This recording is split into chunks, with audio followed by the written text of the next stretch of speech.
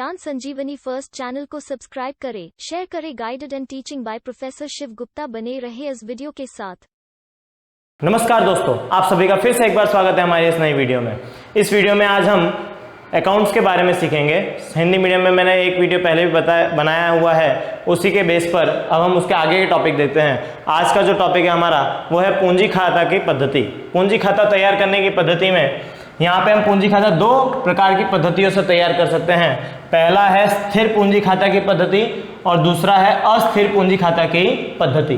स्थिर पूंजी खाता की पद्धति और अस्थिर पूंजी खाता की पद्धति के विषय में एमसीक्यू से रिलेटेड कई सारे क्वेश्चंस इसमें आ सकते हैं। जैसा कि मैंने आपको वेटेज बताया हुआ है, वेटेज के हिसाब से ही हमें चलना है। एमसीक्यू में किस तरह से क्वेश्चन पूछे जाएंगे इसकी एक्सप्लेनेशन के बाद मैं आपको समझाता हूं। सबसे पहले स्थिर पूंजी खाता की पद्धति किसे कहते हैं और अस्थिर पूंजी खाता की पद्धति किसे कहते हैं उसके बारे में डिस्कशन कर लेते हैं। स्थिर पूंजी खाता की पद्धति अर्थात क्या? जब पूंजी खाता बनाया जाता है, पूंजी खाता बनाने का यहाँ पे सबसे बड़ा कारण है, हमने 11th स्टैंडर्ड में एक फॉर्मेट सीखा था, पूंजी प्लस पूंजी पर ब्याज प्लस शुद्ध लाभ माइनस आहरण पर ब्याज माइनस शुद्ध हानि। उसके बाद जो हमें बचता था वो होता था हमारा पूंजी शेष। इसे हम आर्थिक चिट्ठे के दायित्व साइड में एक फॉर्मेट बनाते थे। 11th में वार्षिक हिसाब में हमने इसे सीखा हुआ है। अब ये फॉर्मेट जो होता था, इस फॉर्मेट में 11th में हमारे पास एक ही मालिक होने के कारण सिर्फ एक ही फॉर्मेट पर से हम पूंजी बना सकते थे। परंतु 12th में आपको दो या दो से अधिक व्यक्तियों की पूंजी के बारे में दर्शाना पड़ेगा। दो या दो से अधिक व्यक्तियों की पूंजी के बारे में दर्शाने की वजह से आर्थिक चिट्ठा में ये फॉर्मेट अब कैंसिल होकर के हमने सीधे पूंजी खाता बनाने के लिए ये पद्धतियां अपनाई हैं। तो पूंजी खाता किस तरह से बनाएंगे उसका डिस्कशन करने से पहले मैं पद्धतियां डिस्कशन कर लेता हूं। सबसे पहली पद्धति है स्थिर पूंजी खाता की पद्धति। स्थिर पूंजी खाता की पद्धति अर्थात क्या कि जब पूंजी खाते की प्रारंभिक शेष और अंतिम शेष दोनों बराबर हो, दोनों समान हो, तो उसे हम स्थिर पूंजी खाता की पद्धति कहते हैं। और अस्थिर पूंजी खाता की पद्धति अर्थात क्या? जब पूंजी खाता की प्रारंभिक शेष और अंतिम शेष में अंतर आए तो उसे हम अस्थिर पूंजी खाता की पद्धति कहते हैं। सबसे पहले हम स्थिर पूंजी खाता और अस्थिर पूंजी खाता की पद्धति के बीच में अंतर देख लेते हैं, जो आपके 3 मार्क्स के थियरी क्वेश्चन के लिए इंपॉर्टेंट है। परंतु 3 मार्क्स में मैक्सिममली प्रैक्टिकल क्वेश्चंस ज्यादा आते हैं, इसलिए थियरी क्वेश्चंस आने के चांस कम होते हैं। फिर भी हमें यहाँ पर नेग्लेक्ट ना करते हुए हम इसे सीख लेते हैं। स्थिर पूंजी खाता की पद्धति और अस्थिर पूंजी खाता की पद्धति में सबसे पहला मुद्दा है अर्थ। जैसा कि मैंने बताया, स्थिर पूंजी खाता की पद्धति में प्रारंभिक शेष एवं अंतिम शेष कैसी होती है? समान होती है, इसलिए स्थिर पूंजी खाता की पद्धति हम कहते हैं। अस्थिर पूंजी खाता की पद्धति में प्रारंभिक शेष और अंतिम शेष समान नहीं होती, अर्थात प्रत्येक वर्ष में परिवर्तन होता रहता है, जिसकी वजह से उसे हम अस्थिर पूंजी खाता की पद्धति कहते हैं। गुजराती वर्ड्स को भी ध्यान रखो दोस्तों, क्योंकि आपके एग्जाम में गुजराती वर्ड भी यूज किया जा सकता है। हंगामी पूंजी खाता की पद्धति, अस्थिर पूंजी खाता की पद्धति को हंगामी पूंजी खाता की पद्धति भी कहते हैं गुजराती शब्द के लिए।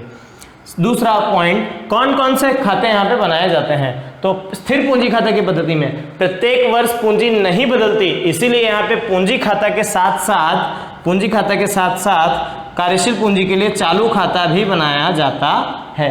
दोस्तों, जब स्थिर पूंजी खाता की पद्धति हो, स्थिर पूंजी खाता की पद्धति होने की वजह से प्रारंभिक शेष पूंजी खाते में दर्शाया जाता है एवं अंतिम शेष निकालने के लिए जो उसमें विवरण होते हैं, उन विवरणों की यहाँ पे कोई चर्चा होती नहीं है, जिसकी वजह से यहाँ पे मुख्य रूप से 2 खाते बनाए जाते हैं। पूंजी शेष लिखने के लिए पूंजी खाता एवं कार्यशील पूंजी लिखने के लिए चालू खाता, साझेदारों का चालू खाता बनाया जाता है। तो इस तरह से 2 खाते बनाए जाते हैं। इसके प्रोफॉर्मा मैं आपको इसके बाद समझाता हूँ। जबकि अस्थिर पूंजी खाता की पद्धति में केवल एक ही खाते में से ही काम हो जाता है, क्योंकि सभी चीजें इसमें दर्शा दी जाती है, इसलिए यहाँ पे सिर्फ और सिर्फ पूंजी खाता बनाया जाता है। तीसरा पॉइंट है हमारा पूंजी पर ब्याज।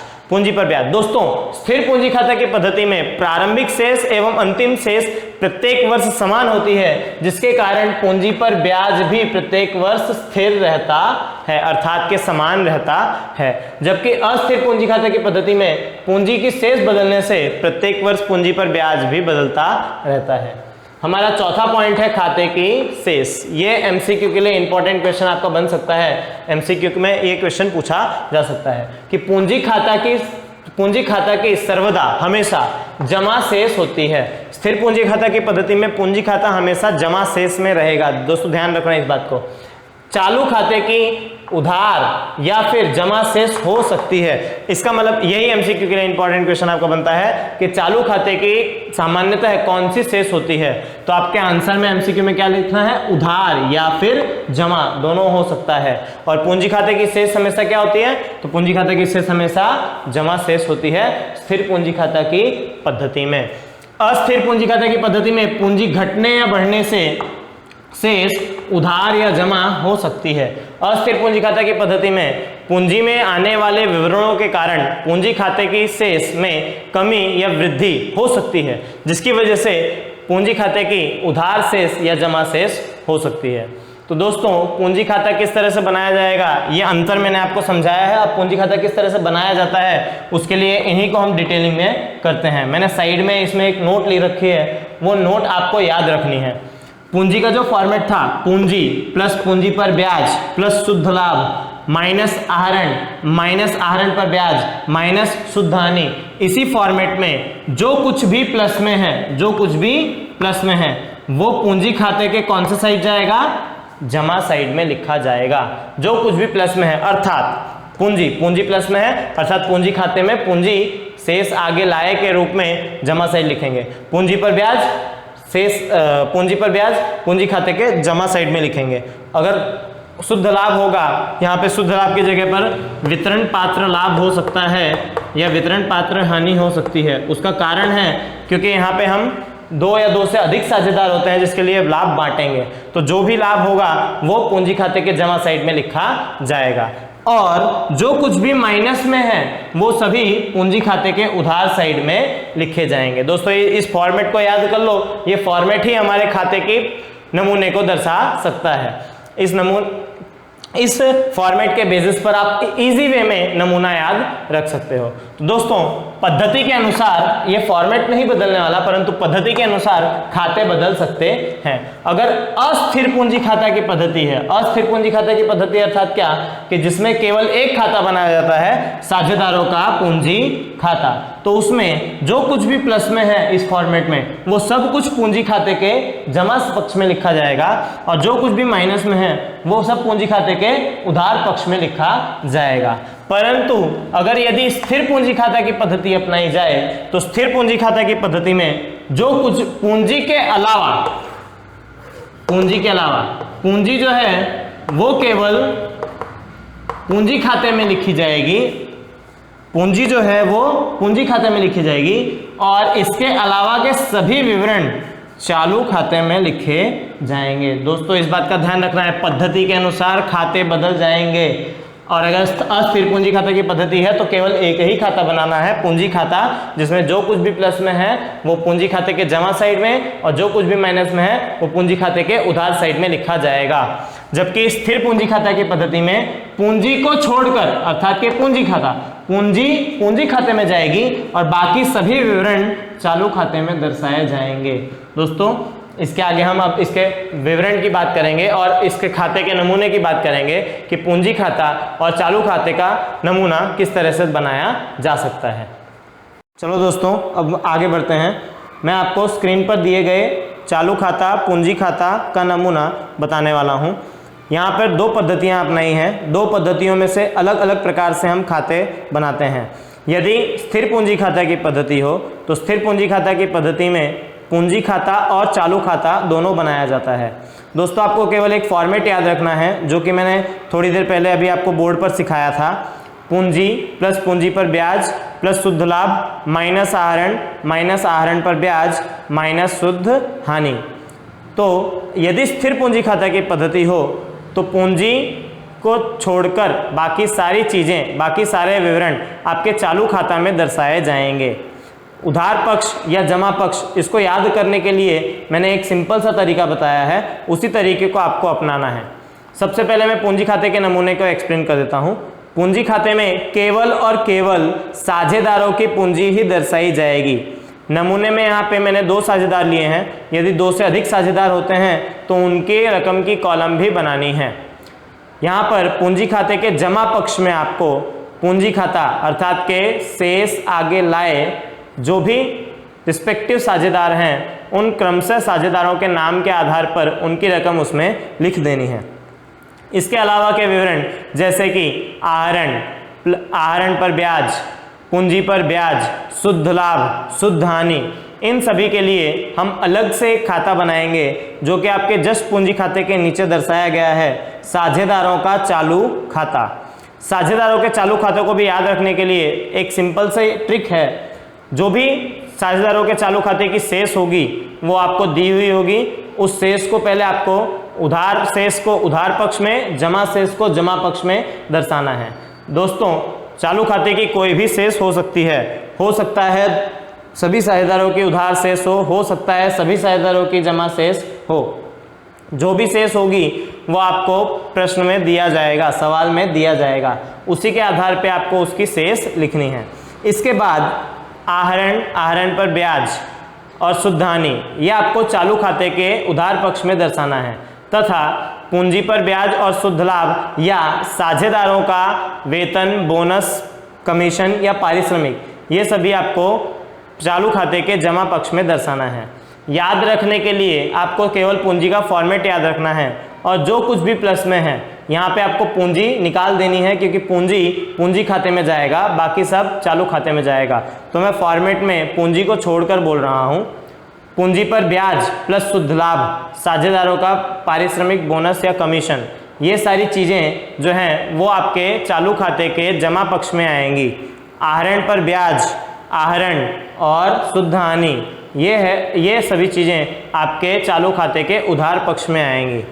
दोस्तों, ये तो थी स्थिर पूंजी खाता की पद्धति के आधार पे नमूने। यदि आपको अस्थिर पूंजी खाता की पद्धति के आधार पे नमूना तैयार करना हो तो आपको चालू खाता भूल जाना है, चालू खाता नहीं बनाना है और सभी चीज़ें पूंजी खाता में एज इट इज़ दर्शा देनी है, जैसा कि मैंने पहले बताया हुआ है। जो कुछ भी प्लस में है वो सब कुछ पूंजी खाता के जमा पक्ष में और जो कुछ भी माइनस में है वो सब कुछ पूंजी खाता के उधार पक्ष में दर्शाना है।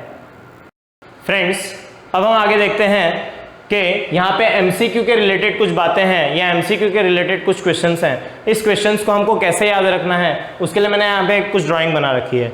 सबसे पहले हम पूंजी और आहरण के बारे में जान लें। इसके बारे में हमने ऑलरेडी 11th में पढ़ा हुआ है पारिभाषिक शब्दों में। तो पारिभाषिक शब्दों के आधार पे यहाँ पे है साझेदार, अर्थात यहाँ पे मैंने वहाँ पे मालिक, 11th में हमने मालिक पढ़ा था, यहाँ पे साझेदार है क्योंकि यहाँ पे साझेदार ही मालिक होते हैं। और एक तरफ है धंधा, पेढ़ी। जब कभी भी साझेदार या मालिक पेढ़ी को, धंधे को जो कुछ भी देते हैं, जो कुछ भी यहाँ पे माल, संपत्ति, रोकड़ या अन्य प्रकार की किसी भी प्रकार की संपत्तियां हो सकती हैं, जो कुछ भी धंधे को देते हैं तो धंधा अस्तित्व में आता है। जब धंधा अस्तित्व में आता है तो जो कुछ भी हम नामा लिख रहे हैं वो सब धंधे के आधार पे लिखते हैं, ना कि मालिक के आधार पे लिखते हैं। इसलिए हमें धंधे के आधार पर ही सोचना है और जो भी वार्षिक हिसाब बन रहे हैं वो सब धंधे के आधार पर बनाए जाते हैं। तो जो कुछ भी मालिक पेढ़ी को देता है वो सभी चीजें पेढ़ी के लिए पूंजी कहलाती हैं, जो कि पेढ़ी का आंतरिक दायित्व है। इसलिए पेढ़ी का भी एक फर्ज बनता है, एक कर्तव्य बनता है कि पेढ़ी मालिक को उस पर ब्याज चुकाए। जो भी उस पर ब्याज चुकाया जाएगा, यदि प्रावधान होगा तभी ब्याज चुकाना है। इस बात को भी आपको एज अ नोट याद रखना है। जो कुछ भी ब्याज चुकाया जाएगा वो पेढ़ी चुकाती है, इसलिए पेढ़ी के लिए खर्च गिना जाता है। और साझेदार को प्राप्त होता है, इसीलिए साझेदार के लिए पूंजी पर ब्याज आवक गिनी जाती है। ये एमसीक्यू के लिए वेरी इंपॉर्टेंट है। मैंने यहाँ पे एक बॉक्स बना के विवरण दिया हुआ है कि सबसे पहला पॉइंट पूंजी पर ब्याज। पूंजी पर ब्याज धंधे के लिए खर्च है और साझेदार के लिए आवक है। इस तरह से आपके 2 एमसीक्यू बन सकते हैं। 2 एमसीक्यू कैसे बनेंगे? क्वेश्चन ये आपके मार्च 2019 के एग्जाम में पूछा गया क्वेश्चन भी है कि पूंजी पर ब्याज धंधे के लिए क्या है, तो आपका आंसर क्या आएगा? पूंजी पर ब्याज धंधे के लिए खर्च है। और सिर्फ एक शब्द बदलने से इसका आंसर बदल जाता है कि पूंजी पर ब्याज साझेदार के लिए क्या है, तो पूंजी पर ब्याज साझेदार के लिए क्या है, आवक है। सेम उसी तरह से आहरण के बारे में हम देखते हैं, जिस तरह से मालिक धंधे को पूंजी देता है उसी तरह से धंधा मालिक को निजी उपयोग के लिए यदि कोई माल संपत्ति या रोकड़ निकाले तो वो आहरण कहलाता है। तो उसी प्रकार से मालिक जो है वो धंधे को आहरण पर ब्याज चुकाता है, अर्थात धंधा मालिक से आहरण पर ब्याज वसूलता है, जिसके कारण आहरण पर ब्याज धंधे के लिए आवक और मालिक के लिए खर्च गिनी जाती है। तो धंधे के लिए आवक और खर्च गिने जाने से यहाँ पे फिर से 2 MCQ बनते हैं। आहरण पर ब्याज धंधे के लिए क्या है और आहरण पर ब्याज साझेदार के लिए क्या है। तो आहरण पर ब्याज धंधे के लिए आवक है और आहरण पर ब्याज साझेदार के लिए खर्च है। इस तरह से फिर से 2 MCQ बनते हैं। नेक्स्ट पॉइंट जो है हमारा, साझेदार का वेतन, बोनस, कमीशन, पारिश्रमिक कुछ भी यदि साझेदार अतिरिक्त कार्य करता है तो प्रावधान के अनुसार, यदि प्रावधान होगा तब साझेदार को चुकाया जाने वाला वेतन, धंधा साझेदार को वेतन, बोनस, पारिश्रमिक या कमीशन चुकाता है, इसीलिए वह धंधे के लिए क्या कहलाता है, खर्च कहलाता है, और साझेदार के लिए क्या कहलाता है, आवक कहलाता है।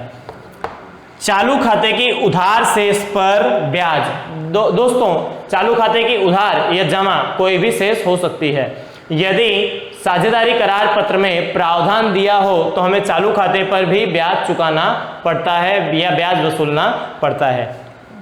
तो यदि चालू खाते की उधार शेष हो, यदि चालू खाते की उधार शेष हो तो वह धंधे के लिए आवक कहलाती है और साझेदार के लिए खर्च कहलाती है।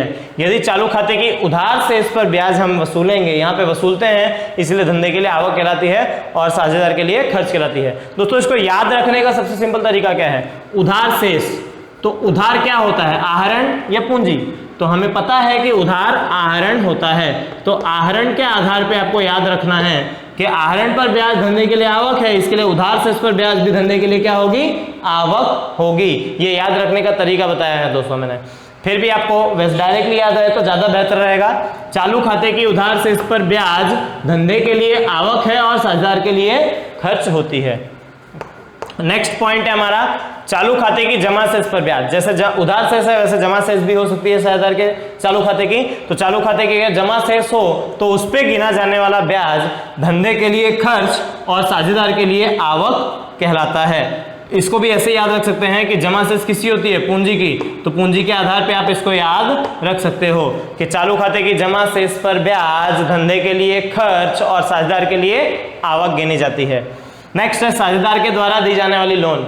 दोस्तों मैंने यहाँ पे करार पत्र समझाते टाइम पे बताया था कि अतिरिक्त पूंजी की आवश्यकता हो या अतिरिक्त पैसों की आवश्यकता हो धंधे को, तो दूसरे किसी से ना लेकर के साझेदार से ही लोन के रूप में स्वीकार करते हैं, या अतिरिक्त, उसे हम अतिरिक्त तरीके से भी गिन सकते हैं, अतिरिक्त दी जाने वाली लोन।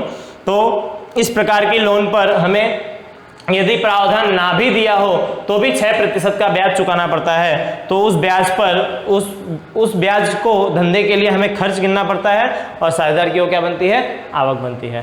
तो दोस्तों यहाँ पर हमारा थियोरेटिकल टॉपिक में मैक्सिमम क्वेश्चंस हमने कवर किए हैं।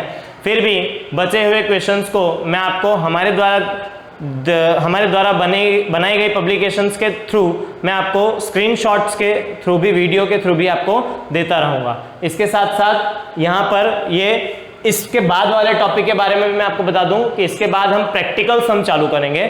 तो इस वीडियो पर बने रहने के लिए मैं आपको धन्यवाद करता हूँ और इस वीडियो के आगे के वीडियोस भी आपके लिए सहायक होंगे ऐसी आशा रखता हूँ।